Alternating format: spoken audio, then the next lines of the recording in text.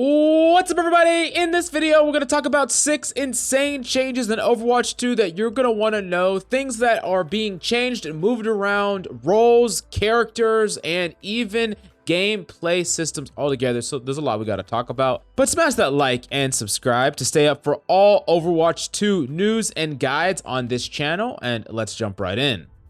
Now, the first thing that is going to be extremely exciting for the entire support role and pretty frustrating for the 1% that do play this character, Doomfist is being moved to an entirely different role in the tank role. Now, it's unclear exactly how this is going to work, and a lot of people are speculating or wondering how the hell do they put Doom in the tanking category, but I have some very clear ideas about how this would work. And it comes down to this: an increase in shield gain, a decrease in cooldowns, and a decrease in damage.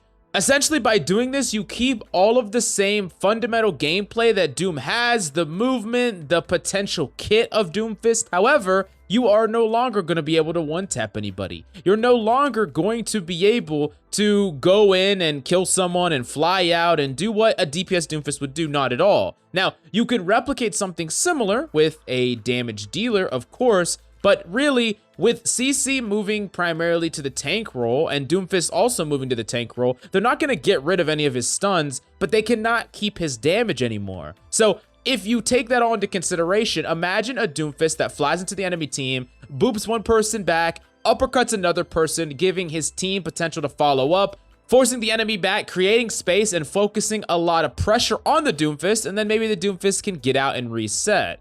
Ultimately, this is going to be a space creation hero, and it makes it incredibly interesting going forward. Of course, it has to be really tuned right. If they actually push the bounds too far with this character, he could be broken, and I'm really curious to see the direction they're going to take with him, but this makes the most logical sense as a step for the character, and as soon as we know the full details, we'll break it down here. Next up, we do got to talk about Brigitte having no stun. Remember, we talked about how CC was primarily removed from tank roles, and Brig is a character that now, instead of the shield bash actually stunning an enemy, it's back to doing a giant chunk of damage, 50 damage, which is the amount of damage it was originally doing back in the initial super broken version of Brig. And while, yeah, you can't stun combo someone anymore, you can still do 50 damage, which is a giant chunk of damage, instantly activating your heal, meaning that a Brig is going to be able to potentially hit a target that's on top of them, force them away with damage rather than that stun. And it's interesting, while Ana still has her CC, the majority of DPS and supports are going to lose that crowd control, period. And this is incredibly interesting because it makes us understand what's going to happen to some characters, such as Cassidy, for instance. Is he going to be in that same category that they put Ana in, where she gets to maintain her CC? Although they said specifically because her CC is hard to hit, the sleep dart is a skill-based move, it is something that is staying, but Cassidy's not so much, and it makes me wonder if they're keeping him the same way he was before. What amount of CC are they moving around and where? It's going to be very interesting with the tanking role having the majority of the CC or that crowd control. Next up, we do got to talk about the new ping system, and the ping system is interesting. It's going to be a ping of 5 people, a lot of potential pings. However, you still have the ability to mute your teammates from pinging, which is going to be good because I could imagine people just spamming the hell out of this over and over again and it being pretty frustrating. Now, something else that you can do is you could ping an enemy, and unless they leave the LOS of your team, they are going to maintain that ping. So it's going to be a lot easier to call a target. If the Ana is a dive target, you ping them, you dive at her, she's going to be the target highlighted with the ping as long as you see her, which allows for a lot easier focus fire, a lot easier pushing. But of course, you're going to have to communicate if she leaves LOS and the ping fades. Still a really interesting system, and I always love ping in any game. It's a feature that pretty much needs to exist now in the new era of gaming. Almost every single new FPS has it, and I'm really glad Overwatch 2 is adopting it, especially with that mute feature.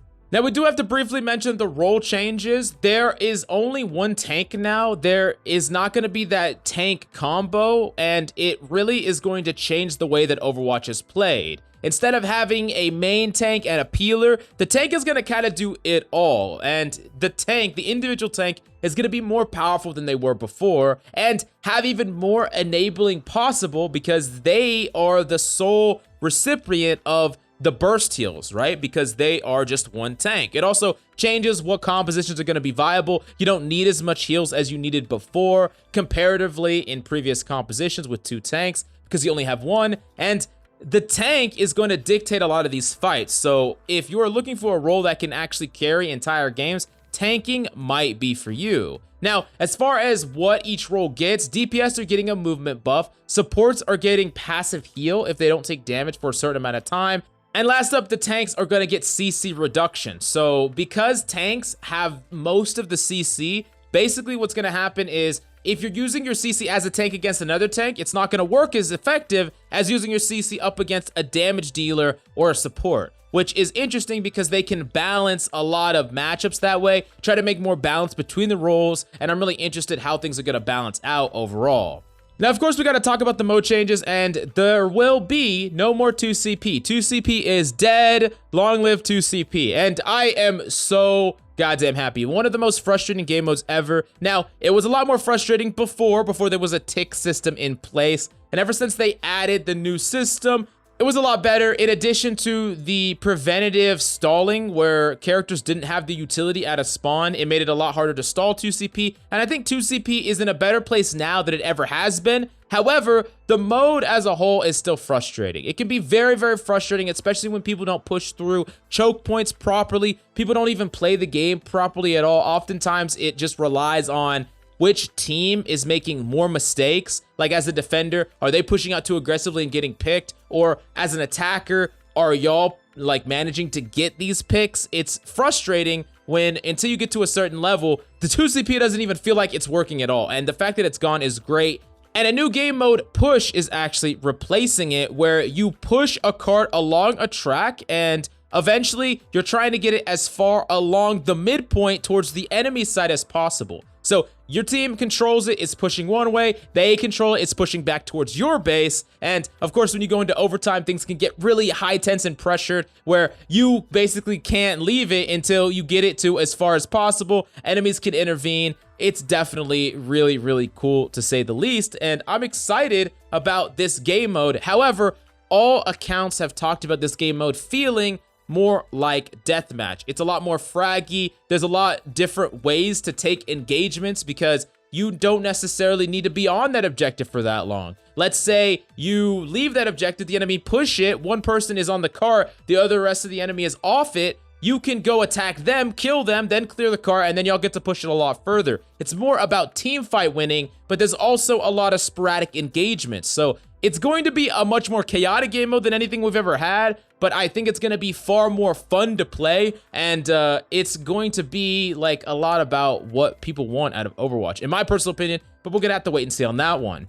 Now, the last thing that you need to understand is the fact that Overwatch 2 has way more characters than you think. And I'm not talking about new additions because we're going to be getting some additions in the beta, some more when the game full launches, but the game will feel like it has many new characters. Not only did most of the tanks get changes to kind of accommodate for that one tanking role, some tanks will just feel way different than they were before. In addition, there are characters that have gotten huge reworks. Characters like Bastion, characters like Sombra. And when we look at these characters, while they are still the same character in name, they are going to feel fundamentally different and they're going to play fundamentally different. And that will make it so the game just feels fresh and exciting. These changes aren't minuscule. It's not like a tiny little change, like a patch change. The fundamental gameplay of these new characters are just going to be completely different from the ground up. And the fact that it's 5v5 now with less tanks means supports are more enabled to make more proactive plays, which means that they are far less passive than before. DPS are quicker, so it's going to feel faster paced. There's just a lot about the new version of Overwatch 2 that is going to feel like the game has like 10 new characters. Even if that's not the case, it's going to feel that way. And that is one of the big reasons why I'm very excited about the game. There's a lot to look forward to, and I'm incredibly excited, but definitely let me know down below, what is your favorite change in Overwatch 2, and what are you scared about? What are you a little cautious of? What do you think might not stick? I'm interested, so let me know down below, and The GameLeap website is the best place to become absolutely cracked at Overwatch. We're going to be doing a full new Overwatch 2 breakdown from the ground up of every single hero in the entire game. So if you want to become absolutely cracked at Overwatch 1 or 2, go check it out right now down below.